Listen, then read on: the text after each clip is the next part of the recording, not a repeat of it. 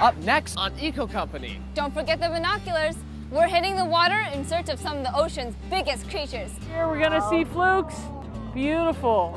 But the dangers these guys face aren't so pretty. Plus, meet the guy who helped plan the world's largest environmental party. That first Earth Day was far bigger than I think any of us had expected, and its impacts were far greater than we had even dared to hope. And got a question about marine life? These teens have the answers. They're eco-ambassadors ready to tell us a thing or two about their passion for the sea. Then grab your surfboard, but make it an eco one.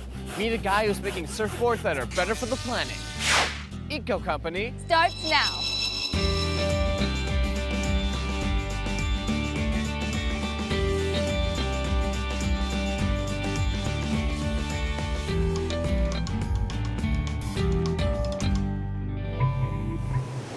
Hey guys, thanks for tuning into Eco Company, where there's nothing we like better than the beach. I'm Jessica. And I'm Brendan. And this week, Eco Company's all about marine life in the oceans. So Jordan's kicking us off by taking a voyage out to sea. It's a mission to drop off a few special passengers and spot a few whales along the way. Hey guys, I'm on board the Kitty Cat, and we're going to release some special passengers into the wild. And hey, you never know what we might see along the way. It's a chilly day off the coast of California. But not even gray skies can dampen our excitement as we head under the Golden Gate Bridge. We're traveling out to the Gulf of the Farallon, a protected national marine sanctuary. Later, we'll be dropping off these guys. They're sea lions with a one-way ticket to ride. But first, we're keeping our eyes peeled for some of the largest creatures of the sea. Coming right at us here, we're gonna see flukes. Beautiful. This whale watching trip is part of a program called Vessel Watch, run by Pacific Environment. It's an international nonprofit organization that works to protect the living environment around the northern Pacific Rim. Jackie Dragon heads up the Marine Sanctuaries campaign. Out here, her team of researchers keep track of what they see. It's about protecting the marine life in these waters. What's out here? What kind of whales are we looking for? In this area, we see gray whales, blue whales, and humpback whales. So far today, we've been watching a couple of gray whales, and I think we've seen a humpback or two as well. The trip isn't just about spotting whales, though. It's about spotting ships. Dragon says they are a big threat to marine life due to something called noise pollution. Shipping traffic, as it turns out, produces the greatest amount of noise in the ocean in that low frequency that's used by our whales, sea lions, fish. And the worry is that they won't be able to survive if they can't do what they need to do. So what does ship noise pollution sound like? Let's listen in. We're going to drop the hydrophone overboard and see if we can hear a little bit of what the sound is coming from underneath the ocean. What does that sound like? Train or an engine? That's what it sounds like to me. It sounds a lot like a freight train. You'll see off to our right over here, this ship is departing. This noise is creating problems for the animals in the water. They're acoustic animals, and they depend on the ability to send out their own sounds and to be able to hear. What scientists are telling us is that they're literally losing the ability to hear. Their own sounds are being masked by the sounds in the ocean, much of it coming from our shipping traffic. Dragon says a big problem is that ships are going too fast. Inside, a computer program clocks this one's exact speed. It's traveling nearly 20 knots an hour, which is really not safe for marine life in sanctuary waters. Our goal is to get those ships to slow down when they're in the sanctuaries. If they were only running 10 knots an hour, they would be much quieter because the propeller would be moving slower. They'd be cleaner, less emissions, and they'd be safer for whales because unfortunately they also run over whales, such as our humpbacks, that live in this sanctuary. Of course, whales aren't the only marine life that need protecting out here. So do our special passengers who won't be riding back with us. Today, we just released 8 California sea lions found stranded on the beaches and other places along the coast here. Michael Conrad is a volunteer with the Marine Mammal Center. Right. a place that cares for sick or injured animals. They were rehabilitated, and basically today we've released them back to the wild. What's so good about the Farallon Islands? Why is it such a good place to release them? The Farallons is a great place to release the animals because there's a good food supply here with the Pacific upwelling, and it's a marine sanctuary, so they're away from highly populated areas where there's lots of ship traffic and other dangers. So it's off to their newfound home with the whales, and time for us to head back to our own. But we're going back with a newfound appreciation for life in the deep blue sea. It's very exciting to know that people are becoming aware of the value of our oceans and why we need to protect them. Protecting the oceans is nothing new to the guy we're about to meet. He's an environmental pioneer who helped get Earth Day off the ground. Adam is going one-on-one with Denis Hayes to find out how the environmental movement all began. Cleaner oceans, cleaner fuels, and cleaner air. They're all environmental issues tackled by the green movement every day, but no more so than on Earth Day. It's a call to action every April 22nd, and has been since 1970 when it launched the modern environmental movement. Denis Hayes organized the very first event. That first Earth Day was far bigger than I think any of us had expected, and its impacts were far greater than we had even dared to hope.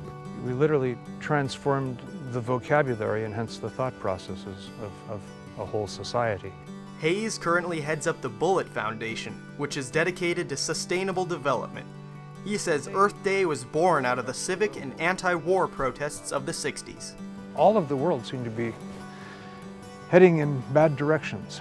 And the purpose of Earth Day was to sort of try to wrap its arms around all of those issues, put them together in an intellectually understandable context, and get people to focus upon the world around them, the environment that they live in, if you will, the human environment. Another big event played a huge part in this call to action. It was here, along the Santa Barbara coast, where in 1969 an oil rig blew out a few miles offshore, causing an environmental disaster. So with the Santa Barbara oil spill, there were birds covered in oil, college students getting involved with cleaning up. Yeah, and it wasn't just college students. It was high school students, grade school students, and grandmothers. Everybody pitched in. It was, of course, tragic to see all of this goo washing up on pristine beaches, but I took some degree of satisfaction from the fact that humans responded so well to that. It took 11 days to stop the rupture that left 35 miles of coastline covered in crude oil. Volunteers soaked up some of it using straw, but thousands of birds, seals, and other marine life were killed. And the Santa Barbara oil spill, of course, was just immediately prior to the greatest wave of environmental legislation that had ever taken place. Within 4 years of it, we not only had Earth Day, but had passed the Clean Air Act, the Clean Water Act, the Safe Drinking Water Act, the Endangered Species Act, the Marine Mammal Protection Act, which had a direct connection to Santa Barbara. It was a powerful event. Now, 40-some years later, Hayes says there's still a lot of work to do to protect the planet and its ecosystems. We've solved or made all the necessary steps to solve the hole in the ozone layer, but climate change, the global epidemic of extinction, the undermining of world food capacities, threats to the world's oceans, all of these things are in worse shape today than they were in 1970s. Hayes says the reins are now in the hands of our generation, with the power to make change. So let's talk about the future of the planet. How important is it for people like me, people my age, to take action and do something about this? Whenever there's any big, powerful change that occurs in societies, let alone on the planet, it's always headed by young people. You're going to be inheriting this world. It's you that you're trying to save. And that's why it's so terribly important that at this age, you start modifying your lifestyles and your diets and your choice of clothing. You start hounding your parents to insulate your house. You start working with your classmates or people in an environmental club to find out how can you shape up your school. I mean, we've had hundreds of schools across the United States that have been greened in response to students. Today, you change your school. Tomorrow, you change the world. It's a world that is counting on us all, on Earth Day and every day. Teens everywhere are finding ways to share their passion for the planet. Up next, we'll meet two teens bringing their love for the ocean to the masses. And later, finding the perfect wave on the perfect board. More Eco Company is next.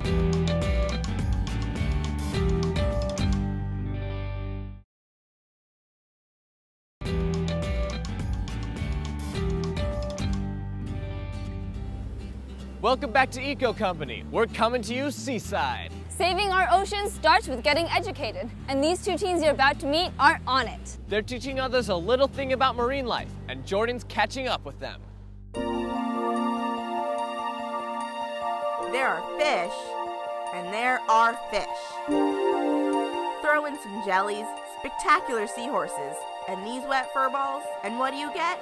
You get the Monterey Bay Aquarium in Monterey, California. That's an ochre star hanging out on a nice big piece of giant kelp. Here, visitors learn about ocean life, why it's in trouble, and what we can do about it. And they have some special guides helping them. On your entire head, you have 100,000 hairs. On 1 square inch, about that big, they have 1 million. High school students Eric Krieger and Michelle Zill are part of the aquarium's student guide program. Do you think a whale with teeth like this is going to eat squid? And then when we work on the floor, we try and get people interested, not only about conservation, but also to teach them about the ocean and the animals in it, to get them excited about it. We have had a student guide program for at least 20 years, if more than that. And they have gained skills and they have come back. Some of them are on staff and they're fabulous. They've been here as a student and kind of through college and come back as staff. Trisha Moneypenny is an aquarium educator and helps these guys out. You want to feel some otter fur? That's what they feel like, Chrissy. Bet you can guess Michelle's favorite exhibit. Well, sea otters are actually the first thing that drew me to start working at the aquarium. When I originally visited when I was very little, the otters were my favorite exhibit. I like to say that instead of having a teddy bear, I had a little stuffed otter. Sea otters play a big role in the marine ecosystem, but the southern sea otter is actually protected as an endangered species. Plastics, what they do affect are the smallest parts of our ocean, the zooplankton. That's the base of the food web for all animals, and if that goes away, then every animal in the ocean is affected, especially the otters, which are one of our top predators. Another predator lays in wait here. So here we are at the kelp forest. So can you tell me about this? Well, we're actually the first aquarium to ever grow live kelp. As you can see, there are so many animals, and it's just a wonderful place. Okay, so I see a couple of fish here and they're not really moving. Are they dead? No, those are rockfish. They're ambush predators, so that means that they stay and pretend like they're dead or asleep, and then when their food swims by, they'll go and get it. Rockfish are big too. Slow-growing fish like it are on the aquarium's seafood watch list. Are you interested in the seafood watch card? Yes, please. Oh, good. The seafood watch list is a guide to sustainable choices. Student guide Eric Krieger likes to hang out here. Basically what we do is we tell people about what fish they should buy to help support the environment more, and which fish they should try and stay away from because their practices aren't done with the environment in mind. So it's basically a guide to eating more ocean friendly. We don't want to eat the avoid fish. We want to try and cut these out of our diet. In the yellow list, we want to try and just limit our consumption. And then the green list, these are the fish we want to try and eat the most of. But again, the yellow, a few minor issues, but overall it's still good. So which types of fish should we buy? Can you give me one example? Well, like I said, the salmon from Alaska is a really great choice. Halibut is another great one. Would you like some fish that we should avoid? Yeah. Okay, so some fish we should avoid. Atlantic salmon is one that we should not eat. Another one is shark and rockfish. Those are two that we should try and avoid at all costs. Okay, stay away from those. Yeah.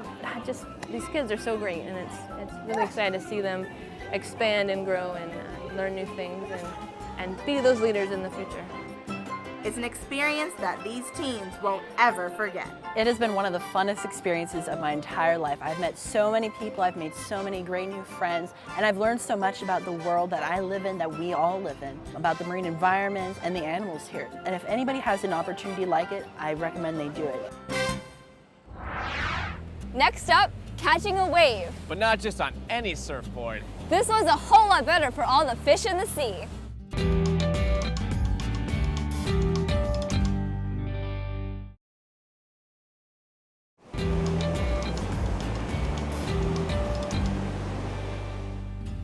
What's one of the biggest water sports around? Surfing. But it's not always been so eco-friendly when it comes to boards. That is, until now. We're checking out a new breed of boards, and Eco is their middle name. Surfs up along the Northern California coast. And this is one surfer who's catching a greener wave. His name is Pat Judah, and he's riding an eco-friendly surfboard, one he designed himself. I've been surfing for 30 years and making surfboards for the same amount of time. Judah designs his boards here at Proof Lab in Mill Valley, California. Inside, surfboards of all shapes, makes, and sizes are front and center, but it's Judah's that take the spotlight because his are different. They're made with materials that are more environmentally friendly than those used in traditional boards. In the last 2 years, we've started to make surfboards in a more green way. It's actually more beneficial for the earth, and they actually last longer. What's so unsustainable about traditional boards? Let's find out. So these are the conventional surfboards. What are they made out of? These are all made out of polyurethane foam. It's a chemical-based foam, and it's not recyclable, as are the new ones that we're making. And why are these worse for the environment? These take a lot out of the planet to make, and you can't recycle them back into the surfboard making process. It's just kind of a dead-end product. The resins coating the board can be a problem too. The older materials had a lot of smell to them, and they were very volatile and flammable. What is the outer skin of these surfboards made out of? That's old-style fiberglass, and nowadays we're using new natural resins mixed with the hemp cloth, and it's much more green finish on the surfboards.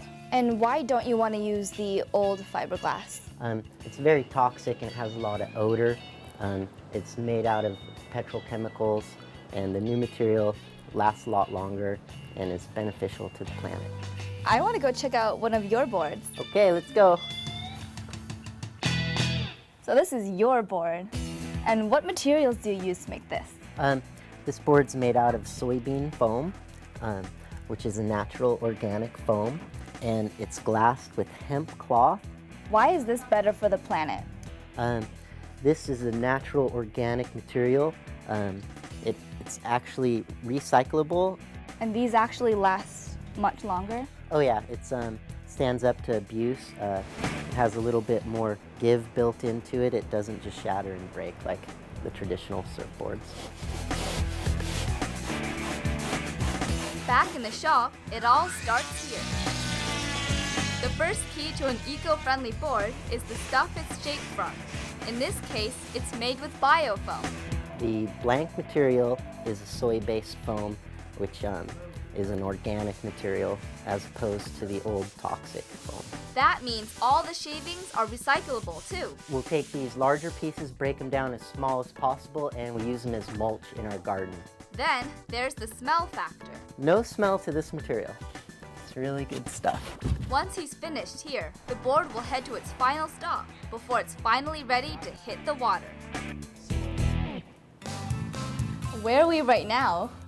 This is the glassing room, better known as the lab. Is this actual fabric that you put on the board? Yes, this is made out of hemp. All the fibers are woven together in a type of a fabric. It's kind of like burlap. And what is this material? That's actually beach sand that's been melted and woven back together into a silica material. And where does this go? That is going to be wrapped around the outside of this surfboard, encasing the hemp. As you can see, going green doesn't mean losing style either. Just check out some of his other boards. Is the blue fabric? The blue's fabric, but the red color is resin pigment on top of the fabric itself. Can't really tell that this is fabric at all. Once it's finished out and polished, if you look really close, you'll be able to see the individual fibers. Back up front, a finished masterpiece. Nice and shiny and waterproof and ready for years of action. It's an eco-friendly board that leaves a lighter footprint on the planet and the deep blue sea Judah loves. There'll be waves there to enjoy in the future if we take care of them now. Well, let's open up the Eco-Lingo Dictionary. What's ocean acidification? It's a chemical change where oceans turn more acidic after absorbing large amounts of CO2, thus changing ocean pH levels. And this chemical change could have huge effects on marine life, like coral and plankton, which would mess up the entire ocean ecosystem. And scientists worry this could wipe out species. Ocean acidification. Know the eco-lingo and be part of the solution.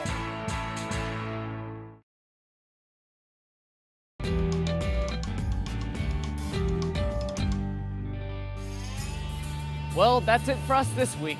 Head to our website at eco-company.tv. And don't forget to fan us on Facebook. We'll see you next time on Eco Company.